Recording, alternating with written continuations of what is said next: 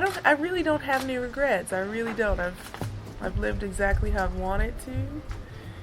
I've tried my hardest every single time. I didn't win the matches that maybe I should have always won, but I really gave it my all. So that for me is enough.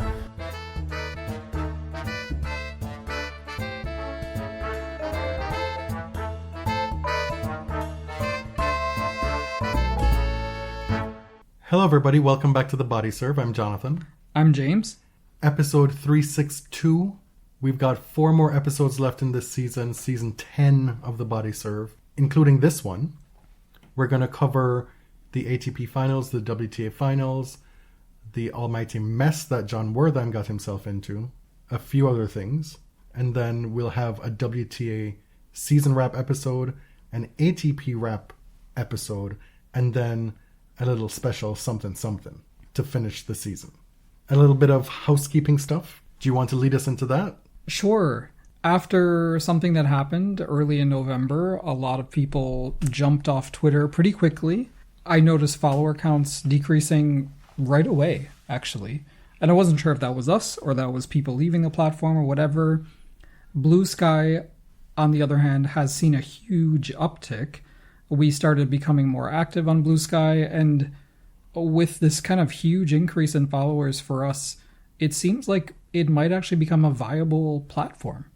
I don't really want to be associated with Twitter anymore. I mean, it's pretty clear at this point that it was turned into a right-wing propaganda machine in order to seek this exact outcome in the election. It pisses me off because it took us a long time to amass the number of followers that we had, and it wasn't even that many, but it felt like an achievement. And now I think we have to just move beyond it. Mm-hmm. And what that looks like is probably in the next couple months, we will probably leave Twitter. We haven't taken a firm decision yet, but a lot of you are in BlueSky now. It seems to be a much more amiable environment. There isn't the fan standum wars so far, to date. I'm sure that will change come Australian Open. Yeah, I've seen a lot of people, of course, say that, oh, this feels like the old Twitter, the early 2010s, or this feels like a kinder, gentler social media platform. And I do want to caution against that a little bit because there will never be another Twitter from 2010. Like, these communities will never exist in the same way. It's a different medium. And you're never going to keep those people out who you don't want around. It seems like there are much more rigorous like privacy and safety features in BlueSky versus X. But it would be nice if it could stay a place where you could actually have conversations and not all of the first replies on a tweet are just there for engagement, like bots or blue checks or whatever.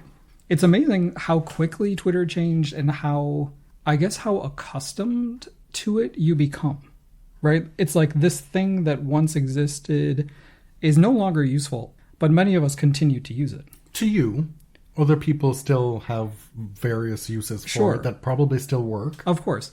And it's obviously still a very important forum for news and engagement and stuff, but it's become completely unpleasant in a way that it never was before. Also, from a structural, operational point of view, it's gotten horrendous. Not just the bullshit you have to deal with from people and actual users, you know, and the ethos behind the platform now, but the actual functionality has declined so drastically. Mm-hmm. It's full of bugs. It turns out many of the people who Elon fired actually did have jobs doing things that improved the experience of the platform. All this is to say, join us over at BlueSky. We have the same handles. It's the Body Serve. It's tennis _ well, I don't even think I have an underscore anymore, do I? Tennis John, one variation of that. And then you are Elliot JMR, 2 L's, 2 T's. Yeah, I haven't really started in earnest. But there is no utopian social media platform, but I think we're going to give this a good try. There's a lot of pressure on you now because you haven't popped your cherry. What is going to be your first, what do you call it? Post? Skeet? Who said that? That's what I've seen, which is, wow, disgusting. Oh, because it's sky. Right. Bleat? But, no, I think I feel like I tweeted last year. Oh, maybe that was a thread. Maybe that was Maybe, on Threads. yeah. Anyway. I was hanging on for my first one, and then Jalen Brunson hit a game winner last week, and that sent me into a tizzy. And you're forcing me to watch these games. Yeah.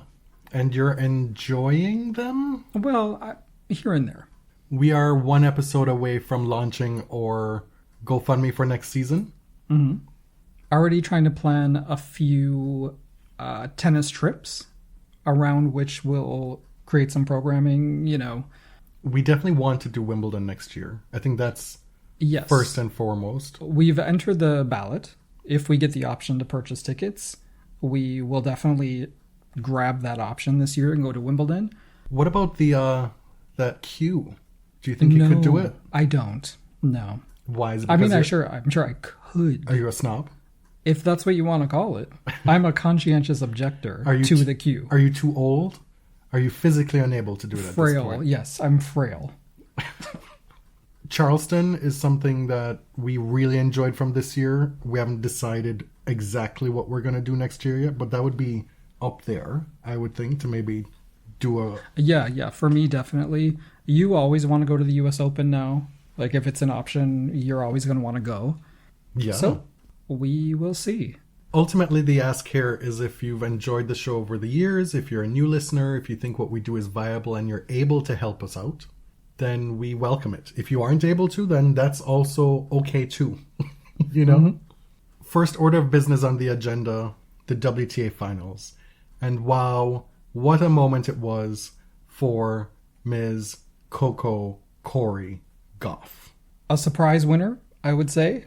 I think a lot of people expected Sabalenka to kind of just walk through this draw. Maybe not walk through, but she was the heavy favorite at this point of the season, having just won Wuhan, like very firmly the best player of the year, especially on hard court. Iga Swiatek had won last year without dropping a set, and Coco was kind of a distant, I don't know, maybe not even a third choice. I disagree in that she had come in with incredible momentum. Yes, definitely. She won Beijing. She made, the semis in Wuhan. Mm-hmm. She had a new coaching setup. Even when she lost to Sabalenka in Wuhan, in that semifinal, it was, 6-4 in the third, and she served 72 double faults. You know? Right. There were some very clear, tangible fixes that she could make, and she knew this, and she even said it, that loss was encouraging to her. That should have onlookers and Coco herself believe that this was doable. Of course, indoors, how does that play as opposed to an outdoor hard court?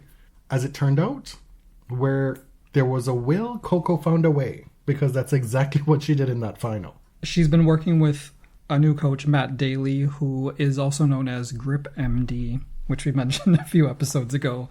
He's meant to work on this extreme forehand grip that Coco has.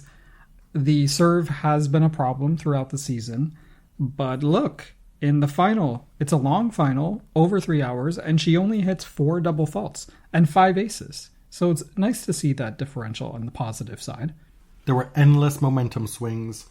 Coco was down a set and won 3 before winning 4 games in a row, eventually breaking to win the second set 6-4. Then, Qinwen looks like she's about to run away with this thing. Multiple times. Mm-hmm. I think we had to go somewhere and I took a shower at the start of that third set. And Coco was down points for 3-love. And I was like, okay, I guess this is where we are. Then I get out of the shower and you're like, Coco's up 3-2. And I'm like, say what? Don't be like trying to do any investigations to find out how long I was in the shower. I mean, the whole match was exhausting to watch. I can't imagine what it was like to play it. Coco's up 3-2. Then, all of a sudden, she's down 3-5. And it's like, okay, I think this might actually be the final momentum swing. It looks like Zheng is going to grab this one. But no. Zheng does save 2 match points, down 5-6. Gets it to a tiebreak, and then Coco just runs away with that tiebreak, winning all but 2 points. And the thing I like about Zheng Qinwen is that, especially in this matchup where we have 2 players who are both young, two players who have incredible self-belief, two players who appear to be the future of women's tennis. Zheng presents herself on this stage as somebody who has zero fucks to give. And not only that, but she never had them. No, she it's doesn't not even anymore. know. They never were She there. doesn't even know what it means to have had a fuck to give, because she's always presented herself with this impregnable self-belief. And the disgust that you see sometimes from her with the drive-by handshakes and the maybe not so nice comments, the aloof comments, it stems from this. Mm-hmm. And during the trophy presentation, a lot of pictures went around, with her one hand akimbo on her hip, just looking nonplussed by the whole thing. It's funny. And as fans of Danielle Collins and Yelena Ostapenko, far be it for us, or many of you, to be annoyed at these perceived slights or this perceived rudeness from Zheng, because it's certainly not fair. Like, you do have to judge based on a similar standard. And so after having led almost 3-love in the final set and then up 5-3 in the final set, to your point, it seemed that this was maybe one lead too much for Zheng to cough up. Mm-hmm. And conversely, one deficit too much for Coco to overcome. But she did, and then just blew through the tiebreak. Zheng has had such an incredible second half of the season, starting in the summer, winning Palermo again, obviously beating Iga Swiatek at the Olympics, winning the gold medal, winning Tokyo. She reached the final of Wuhan, losing to Sabalenka there. Sabalenka continues to be a problem for her, as she is for most people. But it wouldn't have surprised me if Zheng had won this, just because she's had this big match experience recently and has just shown, like, this is such an incredible breakthrough year for her, that she is ready. Like, she is, to me, a top 4 player. She hit by far the most number of aces on tour this year. We've said many times that when her serve is working, it's actually kind of awe-inspiring. She won something like 75% of her first serves all year. And this surge in the second half of the season coincides with going back with Reba, her coach. As you recall, Wim Fissette left Zheng to go back to Naomi, and then Zheng went back to Reba, and then Fissette and Naomi split. But here is Zheng still with Reba, the guy who took her to the top 30 initially, helping her into the top 5 now. Like, this is a procession, a progression that makes sense. And Reba was working with Coco when she won her US Open, splitting duties with Brad Gilbert. Reba left shortly after. All this pass round. I really can't remember these names. It's a coaching carousel or pass round donkey situation. There's so many coaches moving around at any given moment. Yeah. Between Zheng and Naomi, there were clearly some sore feelings. Zheng was pissed off about the Fissette situation, but there doesn't seem to be the same feelings inspired by Para-Reba. And for a while, I was thinking, okay, wow, Coco got rid of the wrong coach. And eventually, she parted ways with Brad as well, a few months ago, I think, right? Fairly recently. Mm-hmm. Well, now she's got Mr. Grip 2000 on her team. Grip MD. Grip MD. Sounds like a huckster to me, that name. Well, the proof is in the pudding here. The wins that Coco had at this tournament: Iga Swiatek, straight sets. Aryna Sabalenka, straight sets. These are eye-opening results. Mm-hmm. I don't know if it is for you, but it was for me. The Iga won more than Aryna, obviously. This is only Coco's second win in their 13 meetings.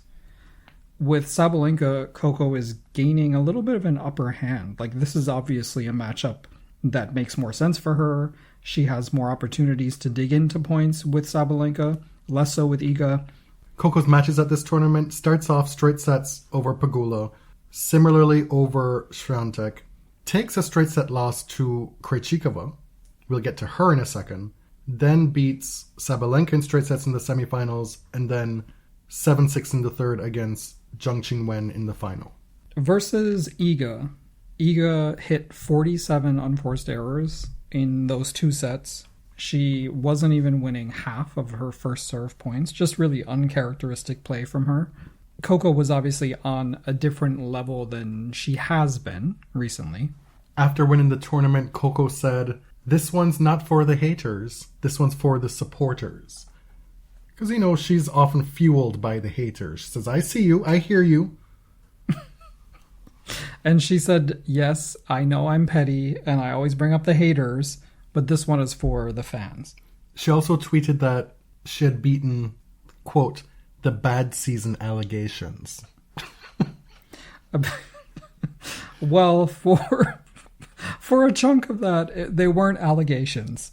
There was some bad compared to maybe her previous season. I mean, it wasn't diabolical. No. We're talking about a semifinal at the Australian Open and at Roland Garros, and 2 round of 16 losses to Emma Navarro at Wimbledon and the US Open. Mm-hmm. Just so happened that she didn't have that strong stretch in the summer like she did last year, culminating in the US Open win. But for 20 years old and a follow-up season to what she did last year, this is great. In hindsight, no, in retrospect, looking back at the totality of the season, this is a great year, in my opinion. Well, yeah, it took a little work in the fall for it to become a great year, right? I mean, the Slam results are good. 2 semis, 2 rounds of 16. I think people were very disappointed by the Wimbledon and US Open losses to Emma Navarro. Not that Emma Navarro isn't a very good player. It's just, I felt Coco could have won those matches. It's also the way she lost those matches. Yeah. Looking hapless, especially at Wimbledon.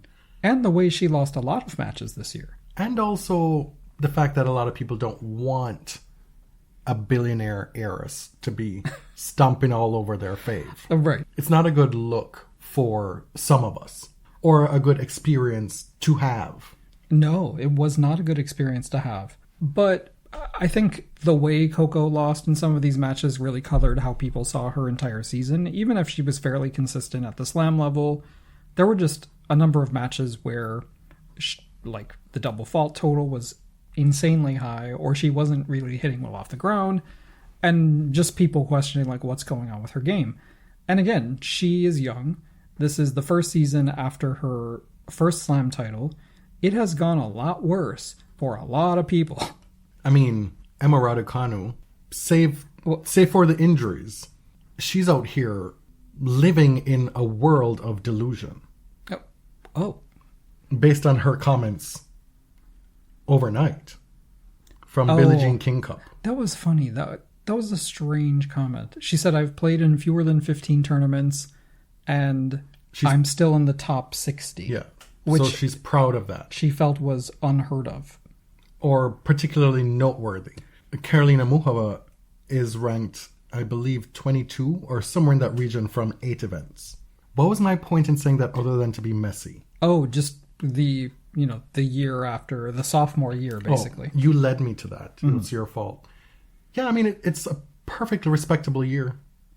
Right. So many first-time Slam winners don't follow it up with success. Yelena Ostapenko went through a desert where the prospect of not even another Slam, but another title was a mirage. Like, it went on forever. And that's not a knock on Raducanu or Ostapenko. It's just, let's be reasonable and have a proper perspective about this. Right.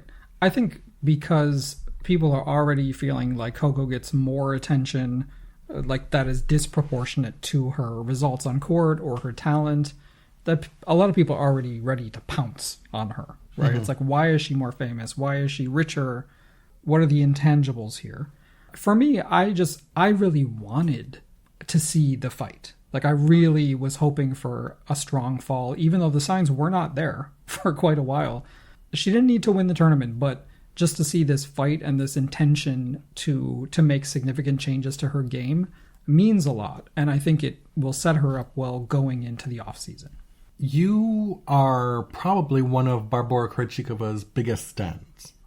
Certainly not the biggest, because there are some big stands on Twitter. You have here on the agenda, I told you if you let Barbora in, she's going to fuck things up. And will. Well, she let herself in because she won Wimbledon. Yes, but a rule change allowed her in, right? She was not part of the top 8, knocked out one of the billionaires. The first match that we covered here on the last episode was her taking Iga to 3 sets. You can always rely on Barbora to give Iga some trouble. Then she beat Jessie, and most interestingly was the third match in the group stage.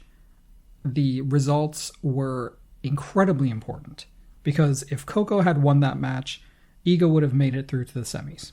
So you have this situation like, I think it was either 2013 or 2014, where Serena's future in the WTA Finals hinged on Simona. Simona. Right? And if Simona had thrown a match, or if she simply had just lost, then Serena would have gotten knocked out. Was this 2015? I feel like we talked about this on the show. I think we did like a retrospective, maybe. Serena won 3 straight during that stretch, but 2015 wasn't one of them. There was a lot of talk as to whether Simona should have just tanked that match. Right. And Serena would have been knocked out.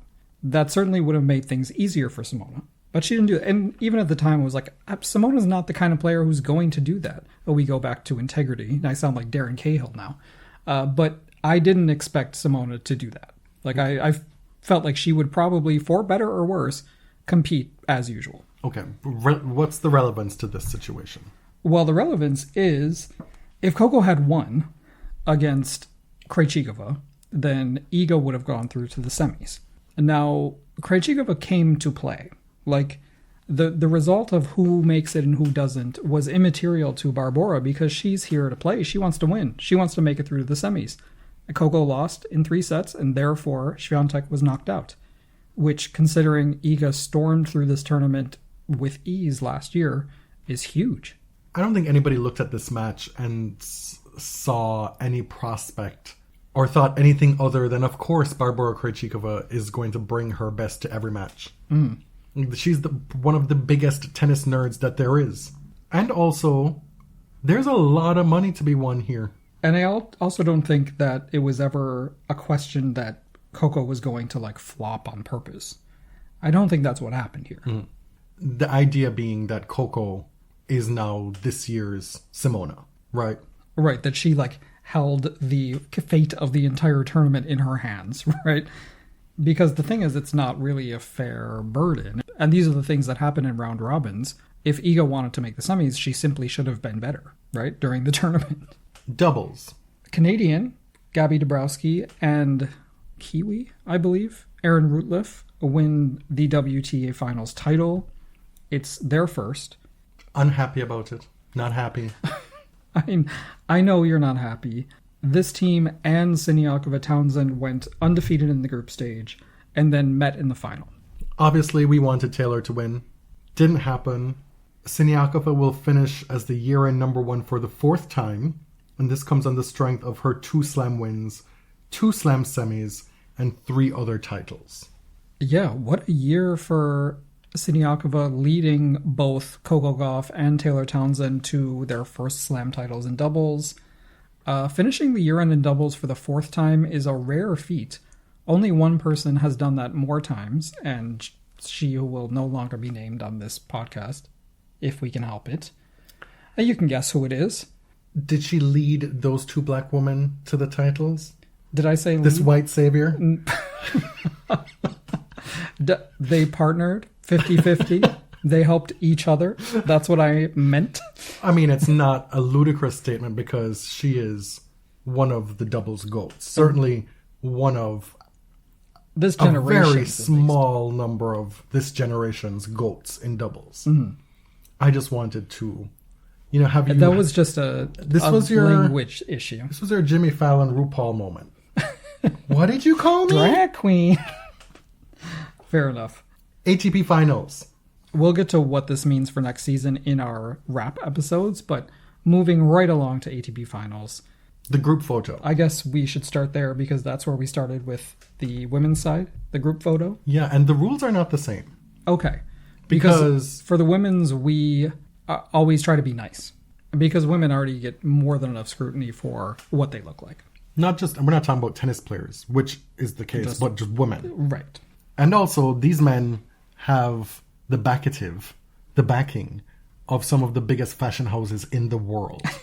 Yes. Taylor has a Boss sponsorship. Sinner has, what? The father, son, and House of Gucci? It's Gucci, right? This is not something I pay attention to at all. Berrettini is with Boss as well, too, right? He is, yes. Yeah. I personally would never be caught dead in a label named after a literal Nazi, but it's your choice. The photo got a full-on critique by the men's fashion guy on Twitter. Yes. Derek Guy, also known as @DieWorkwear. Nobody's wearing a tie. That was clearly by design. Mm-hmm. There was a lot of light colors, especially on top, in the jacket situation. Mm-hmm. The double-breasted jacket is back. They put all the dark-colored suits up top and all the lighter-colored suits on the bottom to form like a ring around the trophy. I thought they put, people who could possibly win on the top and then people who couldn't on the bottom. Well, why did they put Medvedev there? Well, okay, fine. Switch out Fritz and Medvedev. No, it's by seat, right? The top row is the top four seats, I think. Aesthetically, this is how I'm choosing to interpret it. Any of those outfits you care for? I hate to say it. I hope I don't sound ridiculous, but I'm not even going to say it because I can't put that to tape. The one I detest the most actually is dressed well. No, it's like a velour. Okay. It is not. Listen, neither of us are fashion experts. I was surprised by the return of the double-breasted jacket. I was surprised that Casper's didn't have a second set of buttons, which is strange for double-breasted. His fits a lot better than most of them. But what do I know? I swear, the kids these days are running around in zoot suits.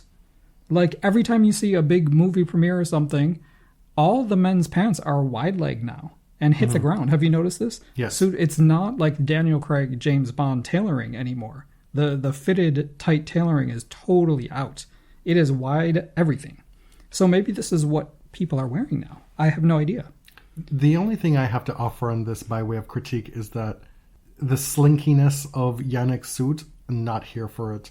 The light-colored jacket with the dark-colored pant, I agree with Derek Guy that should be inversed.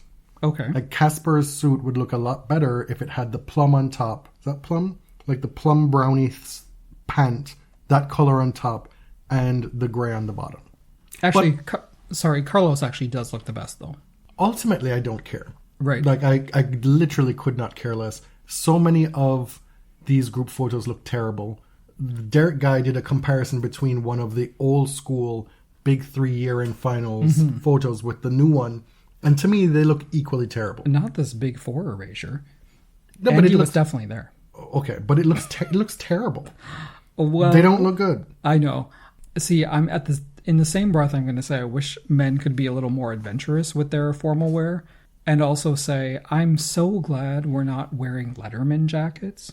This very American high school fashion thing that has endured through the ages. Why were they wearing Letterman jackets last year?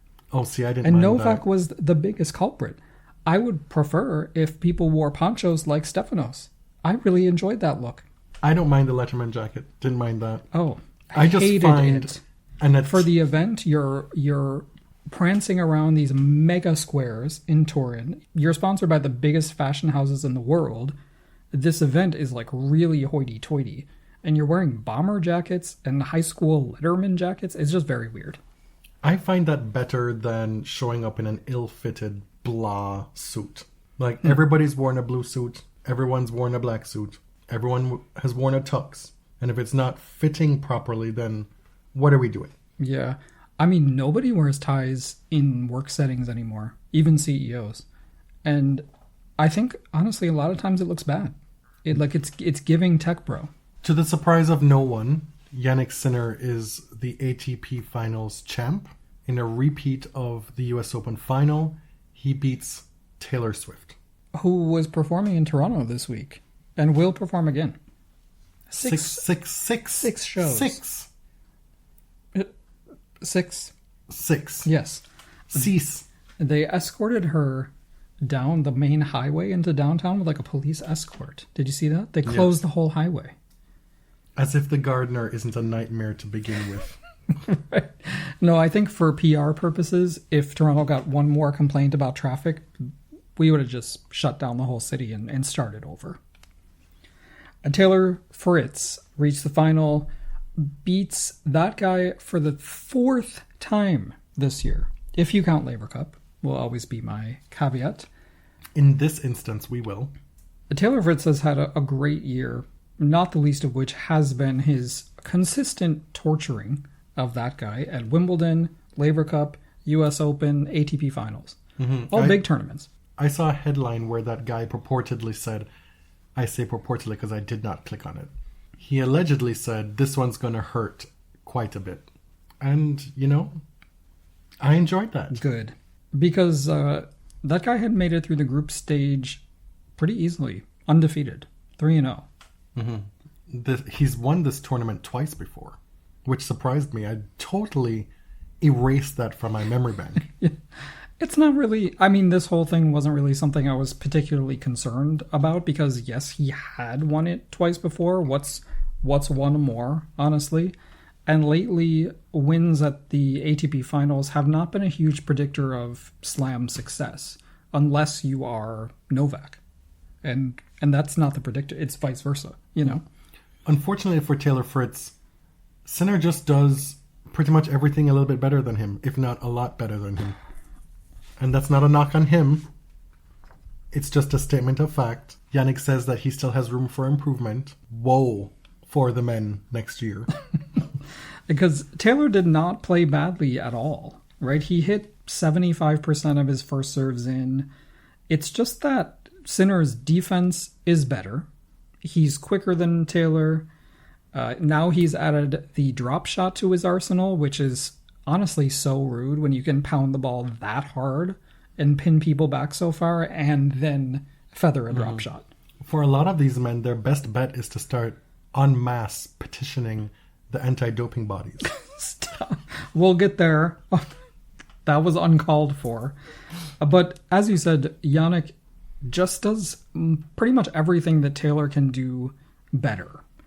And a number of players have been talking about the speed with which the ball comes off Sinner's racket. Casper Ruud was talking about it this week, comparing it to Djokovic, saying that Djokovic doesn't hit as hard of a ball, so you at least felt that you could kind of stay alive in rallies, that it was less likely that you'd get completely punished for a short ball.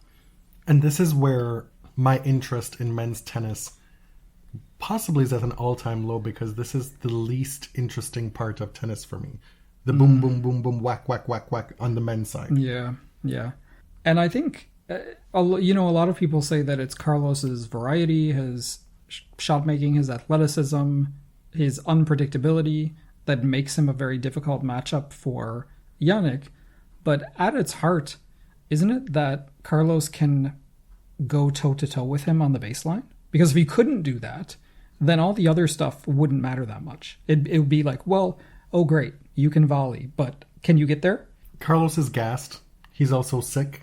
So many of these players have told us they've had illnesses that have seriously impacted their play over the last few months. Casper Ruud said the same thing. That guy said the same thing. Carlos now heading into Davis Cup, we're wondering what is his physical readiness to be able to partner Rafa in that team to help him out of the sport in a in a positive way, you know? Mm-hmm.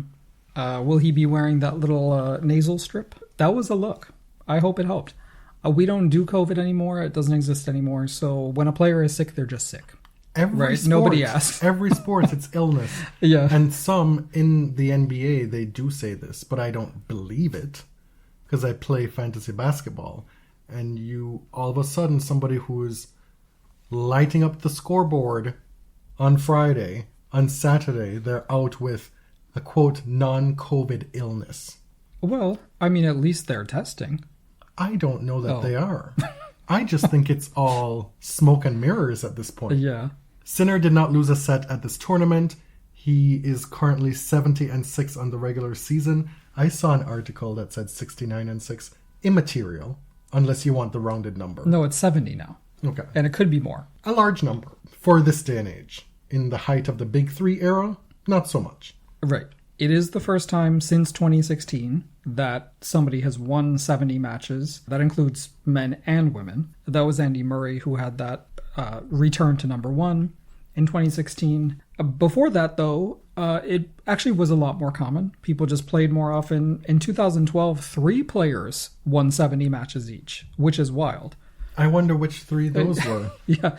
And 2012 is considered a high watermark in that golden era of men's tennis. It is certainly an aberration in this era that somebody gets to a win percentage of over 90%, somebody not named Djokovic, who's winning more than 70 matches in a year. He was the best player in the year. Yeah. But for Carlos doing what he did in the Channel Slam, we wouldn't even be talking about anybody else. But the run that he's had to close the season has just cemented it. I remember a few episodes back on the agenda, we may even have said it on air, is there a debate to be had about Player of the Year? I know a lot of folks want to talk about it being Jannik, but there's a case to be made for Carlos, but that is no longer the case. No, definitely not.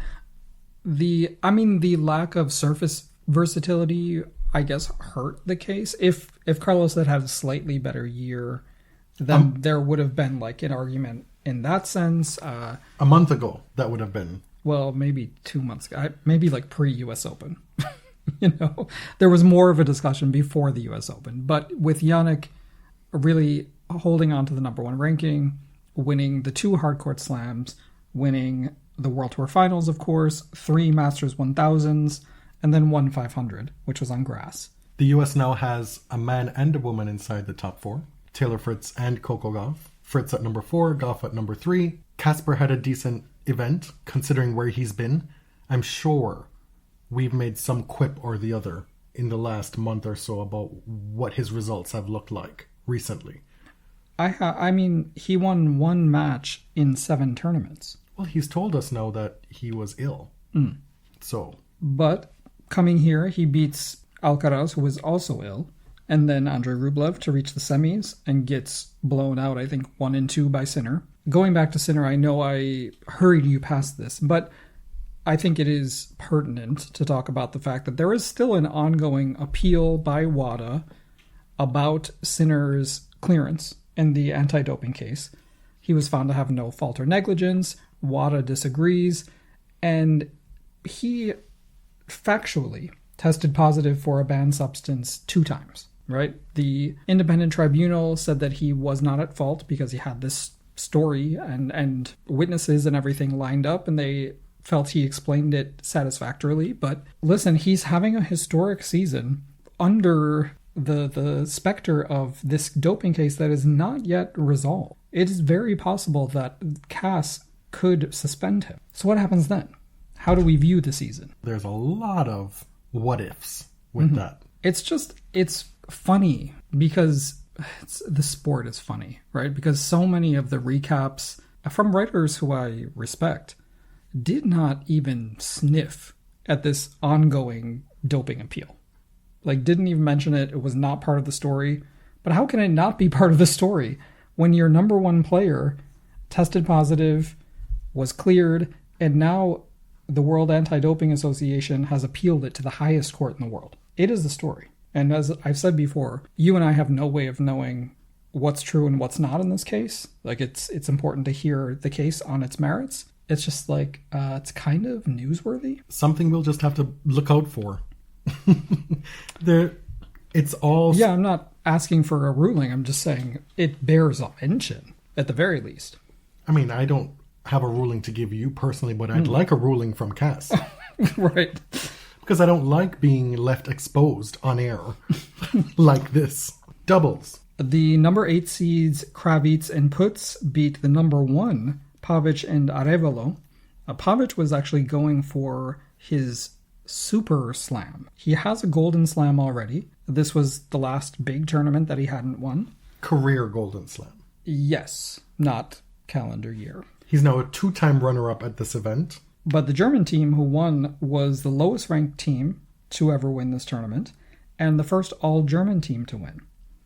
And unfortunately for Canada, this team will be playing Davis Cup doubles for Germany, and they open against Canada this week.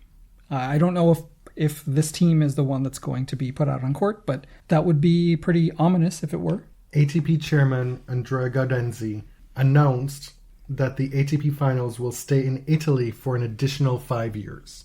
We know that it'll be 1 more year in Turin, but it may move somewhere else. People are whispering that it will be Milan, probably after Milan hosts the Winter Olympics, which I feel like Italy just hosted the Winter Olympics. In Turin? Yeah. Oh, I guess that was way back in 2006 or something like that. Well, but as far as being granted or awarded Olympic Games by country, that's a quick turnaround. Yes. It is, it's pretty nice to have the ATP chairman be from your country, isn't it? I mean, it's pretty convenient. They've set up the next gen stuff there. Well, now that's in Saudi Arabia. Mm-hmm. But there's a history now, a base, if you will. And when Chris Kermode was ATP chairman, it was in his home country. Very interesting. We have a few et ceteras to get through before we end the episode. I'll start with a Name the Tennis Player. I brought this back when we started posting on BlueSky. This one is not new. This one I made last week and it's already been solved on BlueSky. But for those of you who aren't there, those of you who aren't on social media who just listen to the show, I thought I'd bring it here because I thought it was a pretty good one. Mm-hmm. And if you don't know how it works, you can go on Twitter or BlueSky and search the hashtag #NameTheTennisPlayer and you'll find a lot of old puzzles from over the years. I give 5 clues and you're supposed to guess the tennis player. Ideally, you show me your work. There's no prize. Just pride in getting the correct answer. The 5 clues here are runner-up ass, ass being in all caps, runner-up ass, OG-AG-47. That's the second clue. You may have to write these down. Third, Twin Peaks. The fourth is an acronym. It's AYLAMT. And the last clue is shadow. So to repeat, runner-up ass, OGAG47, Twin Peaks, AYLAMT, and shadow. Okay, good luck. I did not get it until somebody tipped me off, but well done. I think this is a good one. It's tough. Okay. Thank you. Mm-hmm. Kei Nishikori and Chris Eubanks have recently won challenger titles and are threatening to get back in the top 100. They're at something like 104 and 106 in the live rankings. Okay. Nishikori, even though he is at an advanced stage of his career and has dealt with so many injuries, he's giving no indication that he's near the end. He wants to come back next year and crack the top 50. Then there's the goal of cracking the top 20. You know, like he sees his way back. Chris Eubanks, of course, cracked the top 35 after his great year last year and hasn't been able to follow up this year. And so the ranking is where it is. But this good stretch of challenger results have seen him threaten to get back into direct entry for the Australian Open. Right. He just won the Knoxville Challenger, beating Lerner Teen in the final. And in spite of the win, the USTA wildcard actually went to somebody else. And I was tipped off by TikTok Tennis, who covers this stuff much more granularly. Oh, is that you love an adverb, I swear, than we do. But the Stanford player Nishesh Basavareddy, he won the Tiburon Challenger a few weeks ago, was the runner-up at a few others, including this past week in Champaign, Illinois, and he is the guy who snatched that USTA wildcard for the Australian Open. Chris could have gotten it himself, but only made the round of 16 in the last event. Yeah, it was very close between a few players. Lerner Teen has been playing a ton of challengers, very much part of the mix as well. Basavaredi is still an active player at Stanford, as far as I know, if their roster is up to date on their website. And he also got a wildcard for qualifying at the US Open. Carlos Bernardes has officiated his final ATP match. We learned earlier in the year that he was retiring. We didn't know when exactly this year it would happen. Turns out it's the very last ATP match of the year. Mm-hmm.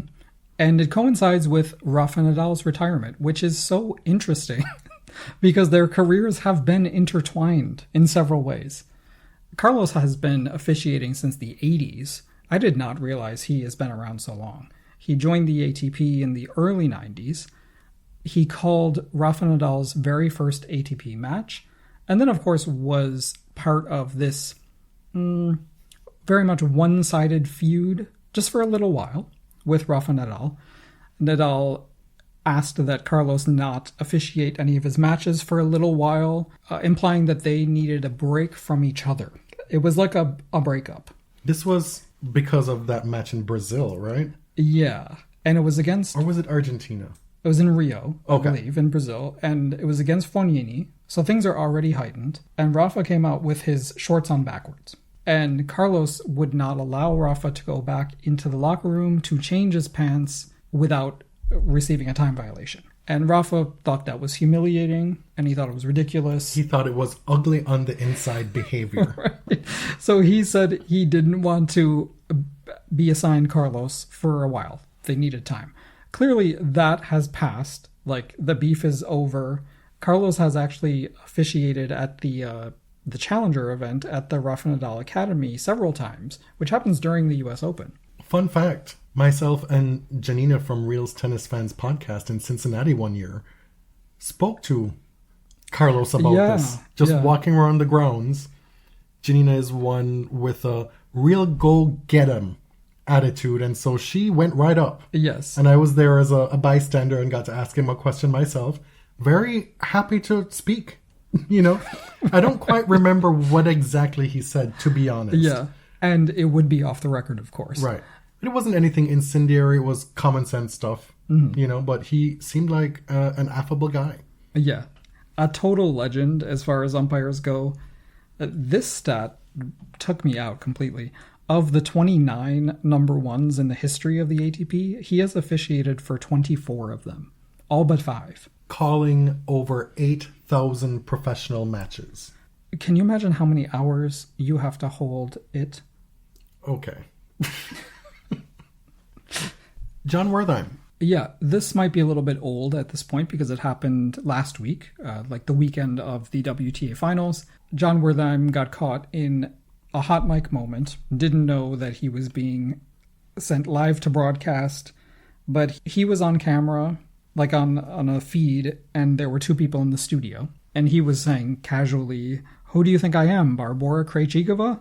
Look at the forehead when Krejcikova and Zheng take the court." And without context, it was a very strange thing. Like, I couldn't really believe what I was hearing. Also then went on to say 8-head. Oh, God. I forgot about that. Yeah. Yes. Because at first, Because, you know, it sounded like forehand, right? Yeah. So if he hadn't said 8-head, maybe you would have missed it. Or maybe I would have. And so many people didn't realize he was talking about Zheng Qinwen because they don't know how to pronounce her name. Oh, right. The translation that I saw in all these mass-generated articles, the Sportskeetas or whatever of the world, they only focused on Krejcikova. Yes. But Zheng's name was mentioned. As to whether her forehead was being mentioned as well, or it was just the match that was upcoming, that's another issue. Yeah. This went around, and Barbora is very online. So it's not surprising that it reached her. I'm sad that it had to reach her. You know, you'd prefer that a player just be in the dark about this thing sometimes, because who wants to hear that about themselves? But she made a whole statement and said, as an athlete who has dedicated herself to this sport, it was disappointing to see this type of unprofessional commentary. This isn't the first time something like this is happening in the sports world. And it went on for a little bit. I was really pleased to see that Barbora made a statement after having heard it. It was, I think, surprising because this is pretty uncharacteristic of the Jon Wertheim that we know publicly. He's not, he's not somebody who's said disparaging things about women's bodies before. Like, that's not his brand at all. I mean, the guy's on 60 Minutes. He's one of the most equivocal people you'll know. Right. Like, does try to actually avoid controversy, I think. Jon has since issued an apology in writing on Twitter. He apologized on the podcast Served with Andy Roddick. So he's spoken at length about this. Tennis Channel has decided to suspend him indefinitely.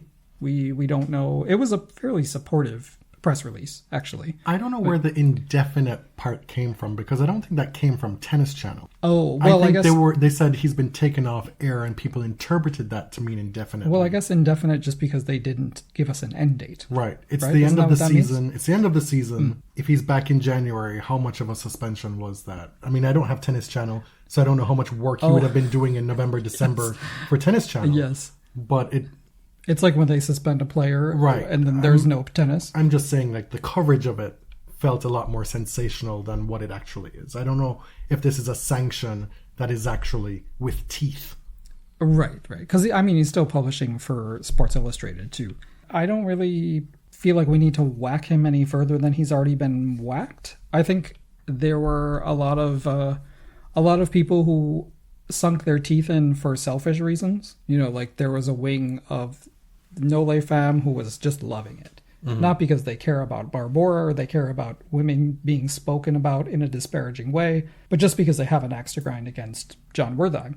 I'll say what he said. What he said was inexcusable. It was embarrassing for him, and it came off as mean-spirited. He provided some context and an explanation, but I'm not really sure that we need that. I'm not really sure that it helps. I think maybe you just apologize, own it, and move on. And the explanation/apology on the Served podcast was a little bit too third person for me. Yeah. There was a lot of, like, one doesn't want to... if it's me, again, like, we've talked about this before. The art of the apology. The apology is not for me, right? I don't need to be apologized for, but there does need to be an apology. But for me, if I were the one who had been spoken about like that, I'd like to hear some first person. I'd also not want the events to be regurgitated as part of the explanation. As far as apologies go, this wasn't a terrible apology. It wasn't a great one. It showed at least a desire to take accountability. Mm-hmm. Could it have gone further? Absolutely. Could it have been better? Absolutely. Right. It was just a very surprising turn of events. This is somebody who's written about women's tennis for probably 30 years, right? Has written one of the most definitive books in Venus Envy and had never really been caught out like this. So for people who already didn't like him, it was like, well, wow, this is who he really is. And unfortunately, because you said that, you have to wear that. We'll finish the show with the penalty, the fine, that was levied against Francis Tiafoe for his F you man, F you man, F you tirade to the umpire a few weeks ago. Yeah, this is the second biggest fine in ATP history, a total of $120,000. The biggest one must have been that guy's physical assault on the umpire in Mexico. One would think. A couple years ago, where alas, he no. hit the umpire and cursed at him too. That must have been the biggest fine. No. It wasn't. No. Francis's fine was $60,000 for verbal abuse and $60,000 for aggravated behavior. Aggravated behavior is a separate charge that, under the rule book, you can use in, quote, circumstances that are flagrant and particularly injurious to the success of a tournament or are singularly egregious. And honestly, no issue there. I feel like that rose to the level. If you have a rule about aggravated behavior, it's probably one you can leverage in this situation. I have no problem with the fine in terms of the amount.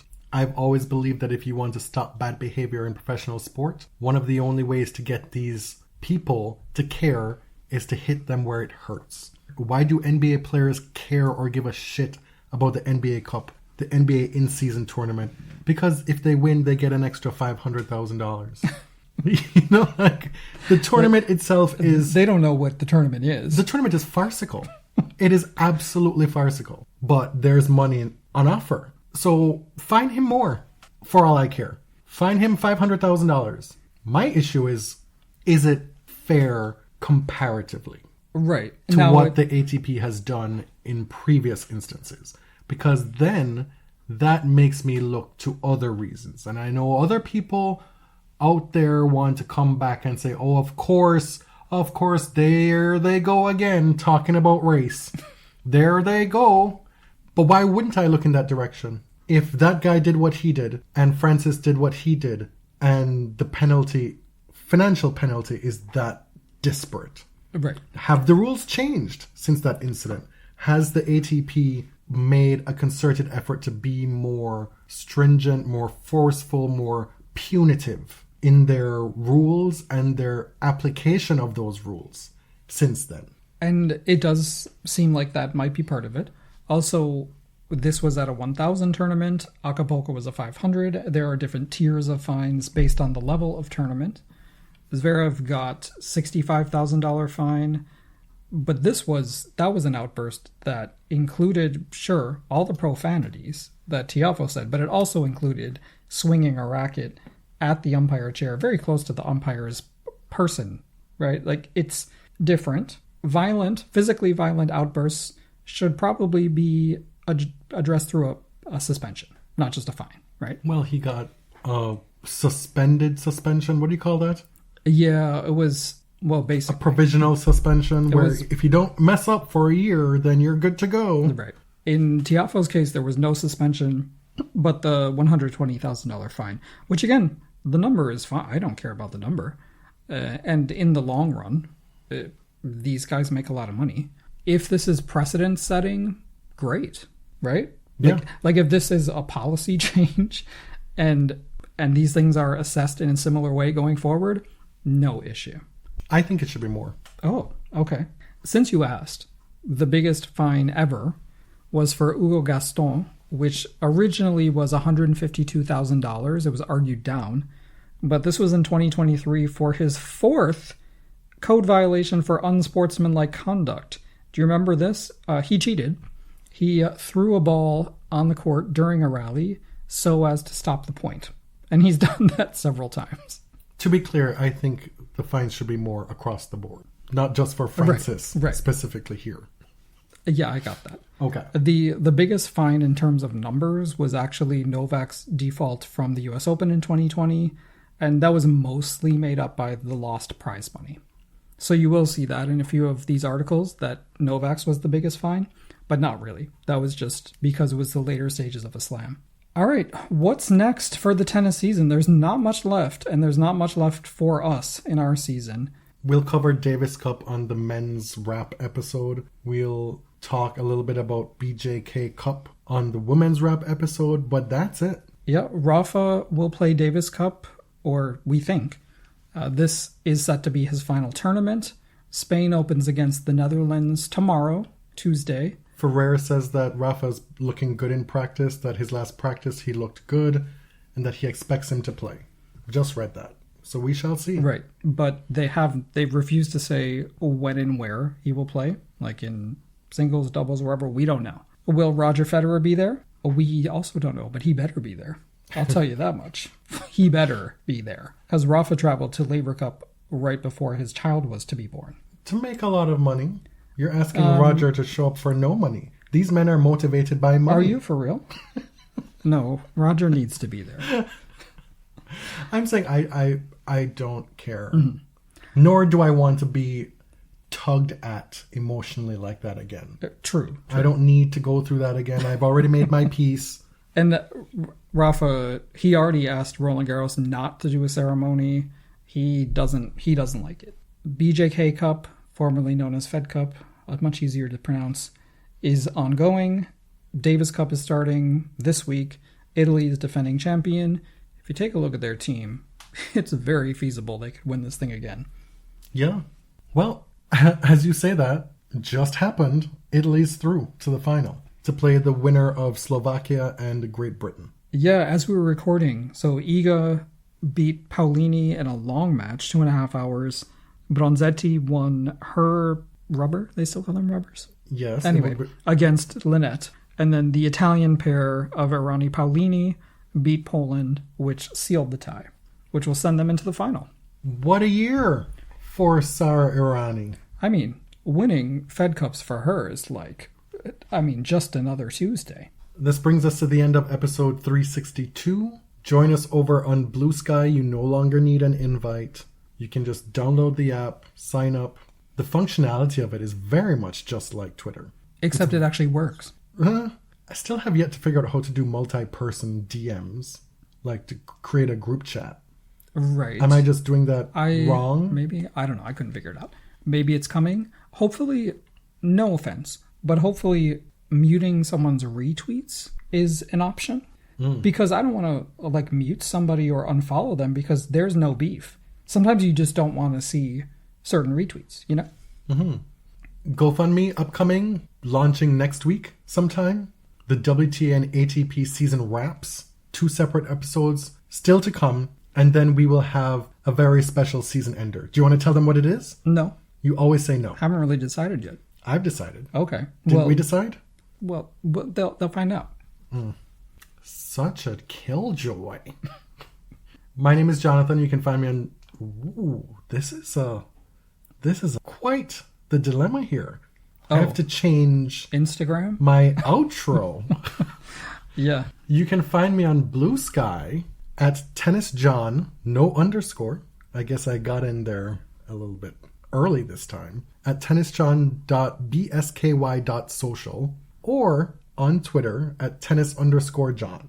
And I'm Elliot JMR on BlueSky and Twitter for now. This was so laborious. Yeah. We've got to hone this outro. Yeah. I'm going to take a marketing class or something during the break. Maybe we just say, I'm Jonathan. I'm James. And everything BodyServe related is at linktree.com/thebodyserve. Thanks for listening. Till next time. Thank you. Thank you very much.